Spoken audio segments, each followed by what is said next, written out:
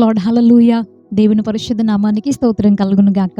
ఉదయకాలం మన్నా ద్వారా నా మాటలు వింటున్న మీ అందరికీ ప్రభు అయిన యేసుక్రీస్తు వారి నామంలో శుభాలు, వందనాలు తెలియజేస్తూ ఉన్నాను. పరిశుద్ధ గ్రంథంలో నుండి ఉదయకాలం మన్నా ధ్యానం కొరకే ఒక వాక్య భాగాన్ని మనం చదువుకుందాం రండి.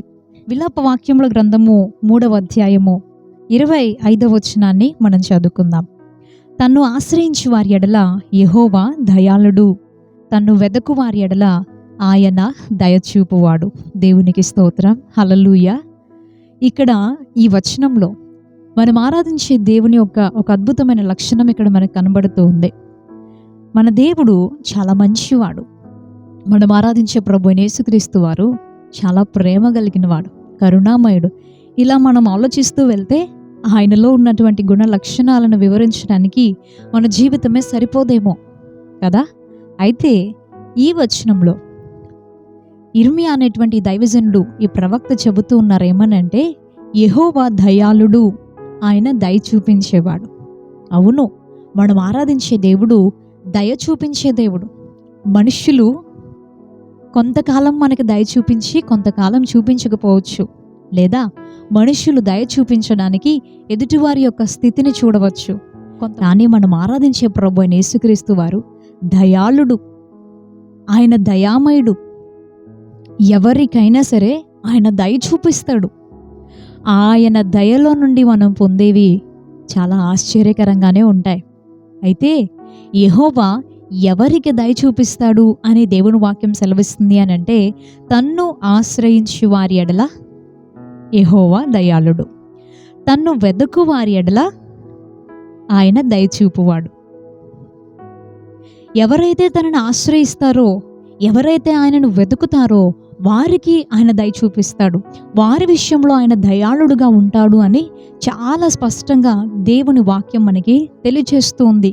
చాలాసార్లు మనం ప్రార్థన చేసేటప్పుడు ఇదే అడుగుతాం కదా, ఏమనంటే, ప్రభువా నన్ను కనికరించయ్యా, ప్రభువా నాపై జాలి చూపించండి, నాపై దయ చూపించండి ప్రభువా అని అడుగుతూ ఉంటాం కదండి. దేవుని దయను మనం పొందాలి అంటే మనం చేయాల్సిన పని ఏంటి అంటే, ఆయనను ఆశ్రయించాలి, ఆయనను వెతకాలి.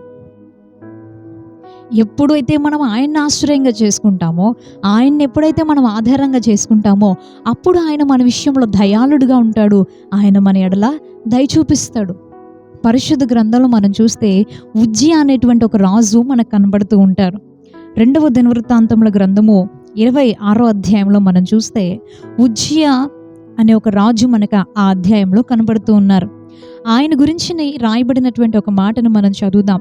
2వ దినవృత్తాంతముల గ్రంథం 26వ అధ్యాయము 5వ వచనాన్ని మనం చదివితే, దేవుని ప్రత్యక్షత విషయమందు తెలివి కలిగిన జకర్యా దినములలో అతడు దేవుని ఆశ్రయించెను.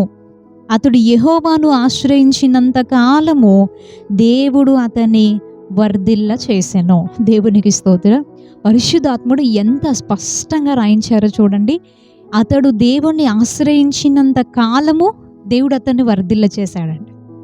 అంటే అతని ఎడల దయ చూపిస్తూనే ఉన్నాడు. అతడు ఏ పని చేసినా ఆ విషయంలో అతనికి ప్రాస్పెరిటీ, వర్ధిల్ల చేశారు. ఎప్పుడైతే మనం తర్వాత వచనాలు చదివితే రాయబడి ఉంటుంది అదే అధ్యాయంలో, తాను దేవుని ఆశ్రయంగా చేసుకోవడం మానేసి, యాజకులు చేయాల్సిన పని కూడా నేనే చేయగలను అనుకుంటూ దేవుని మందిరంలో దేవుని వాక్యానికి విరుద్ధమైనటువంటి పనులు చేయడం ద్వారా కుష్టి రోగంతో మరణించారండి. కుష్టి రోగంతో బాధపడుతూ తన జీవితాన్ని ముగించేశారు.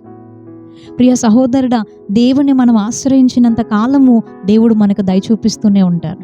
ఎప్పుడైతే మనం దేవుని స్థానాన్ని తీసివేసి మనుష్యులకో, డబ్బుకో, వెండి బంగారాలకో, లేదంటే లోకంలో మనం పొందుకున్నటువంటి వాటి మీదకో మన దృష్టిని మళ్లించేసి వాటిని లేదా లోకంలో ఉన్నటువంటి మనుషుల్ని మనం ఆధారంగా ఆశ్రయంగా చేసుకుంటామో, మన జీవితంలో ఆయన మనకి ఎటువంటి దయ చూపించలేడు, ఏ రీతిగా మనకి సహాయము చేయలేరు అని దేవుని వాక్యం సెలవిస్తుంది. ఇర్మియా గ్రంథం 17వ అధ్యాయము 5వ వచనాన్ని మనం ఒకసారి చదివితే అక్కడ కూడా అమూల్యమైన మాట రాయబడి ఉంటుంది. ఇర్మియా గ్రంథం 17వ అధ్యాయం 5వ వచనం, యెహోవా ఇలాగు సెలవిచ్చుచున్నాడు, నరులను ఆశ్రయించి శరీరులను తనకు ఆధారముగా చేసుకొనుచు తన హృదయమును యెహోవా మీద నుండి తొలగించుకొనువాడు శాపగ్రస్తుడు. వాడు ఎడారిలోని అరూహ వృక్షం వలె ఉండును. మేలు వచ్చినప్పుడు అది వానికి కనబడదు. వాడు అడవిలో కాలిన నేల యందును నిర్జనమైన చవిటి భూమి యందును నివసించను. 5-7 వచనాలు మనం చదివితే, ఎవరైతే నరులను ఆశ్రయించి శరీరుల్ని ఆధారంగా చేసుకొని హృదయాన్ని దేవుని మీద నుండి తొలగించుకుంటాడో వారి జీవితంలో ఎటువంటి ఆశీర్వాదం ఉండదు.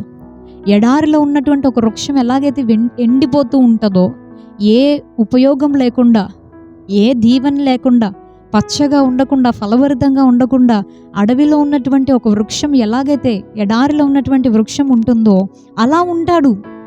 అడవిలో కాలిన నేల యందు నిర్జనమైన చవిటి భూమి యందు నివసించును. అంటే ఏ దీవెన లేదు, ఆశీర్వాదకరమైన నేల మీద నివసించే దీవెన లేదు.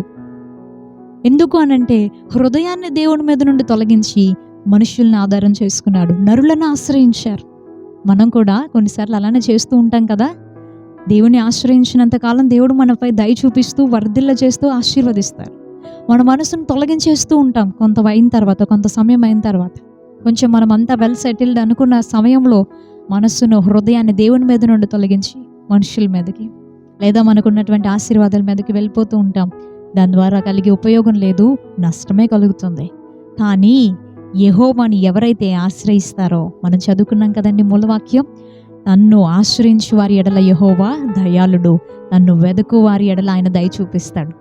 ఇక్కడ కూడా 7వ వచనం వరకు దేవుని మీద నుండి హృదయం తొలగించుకొని నరులను ఆశ్రయించిన వ్యక్తి జీవితం ఎలా ఉంటుంది అని చెబుతూ, 7వ వచనం నుండి మనం చదివితే, యెహోవాను నమ్ముకొనివాడు ధన్యుడు, యెహోవా వానికి ఆశ్రయంగా ఉండును.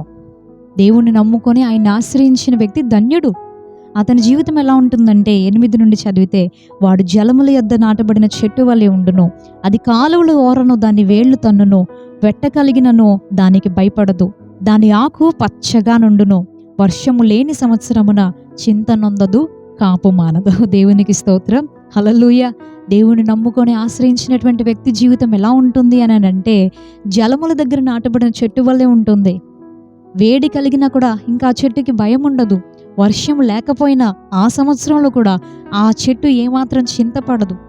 ఎందుకంటే అది జలముల దగ్గర నాటబడింది. వర్షం లేకపోయినా కూడా అది కాపు కాయడం మానదు. ఎందుకంటే అది జలముల దగ్గర నాటబడిందే. దేవుని ఆశ్రయించిన వ్యక్తికి శ్రమలైనా కూడా సంతోషంగా ఉంటాడు. దేవుని ఆశ్రయించినటువంటి వ్యక్తి పరిస్థితులు ఎలాగున్నా చింతపడడు, ఆశీర్వాదం తక్కువ కాదు.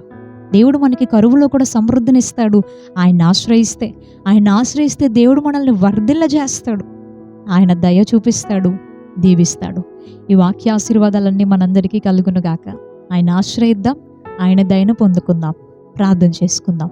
పరిశుద్ధుడా, ప్రేమగల తండ్రి, ఈ ఉదయకాలం అన్నాల నీవు మాట్లాడిన ప్రతి మాట కొరకు స్తోత్రమయ్యా. నిన్ను ఆశ్రయించి వారి ఎడల దయాళుడిగా దయ చూపించే మంచి దేవునుగా నీవు ఉంటావు. మాకు సహాయం చేయండి. ఈ వాక్యంలో ఆనందించి ఈ ప్రార్థనలో నాతో ఏకీభవిస్తున్న ప్రతి బిడ్డ ఎడల దయ చూపించమని అడుగుతున్నా. నిన్ను ఆశ్రయించే మనసును దయచే. ఒకవేళ నిన్ను ఆశ్రయించి మరలా మధ్యలో హృదయాన్ని నీ మీద నుండి తొలగించి మనుషులనో, లోకాన్నో, డబ్బునో మరి దేన్నైనా ఆశ్రయించున్నట్లయితే క్షమించి మరలా నీ సన్నిధిలో స్థిరపరచండి. హృదయము నీ ఎడల స్థిరమైనదిగా ఉండునట్లుగా, స్థిర హృదయంతో నిన్ను హత్తుకొనున్నట్లుగా వారికి సహాయం చేయమని అడుగుతున్నాను. జలముల యొద్ద నాటబడిన చెట్టు వలె ఈ ప్రార్థనలో నాతో ఏకీభవిస్తూ నిన్ను ఆశ్రయిస్తానయ్యా, సహాయం చేయమని అడుగుతున్న ప్రతి వ్యక్తికి దీవెన కలగచేయమని అడుగుతున్నా. వారి కుటుంబాలని జలముల యొద్ద నాటబడిన చెట్టుల వలె దీవించమని నజరేయుడు శక్తి కలిగిన యేసుక్రీస్తు వారి అతి శ్రేష్టమైన నామములో ఈ ప్రార్థన అడుగుతున్నాం పరమ తండ్రి. Amen, amen. ప్రభువైన యేసుక్రీస్తు వారి నామములో మీ అందరికీ శుభాలు మరొకసారి తెలియజేస్తూ ఉన్నాను. రేపు ఉదయం ఇదే సమయానికి మరలా ఉదయకాలం మన్నాలో కలుసుకుందాం. అంతవరకు దేవుని మహాకృప మనందరికీ తోడై ఉండును గాక. May God bless you.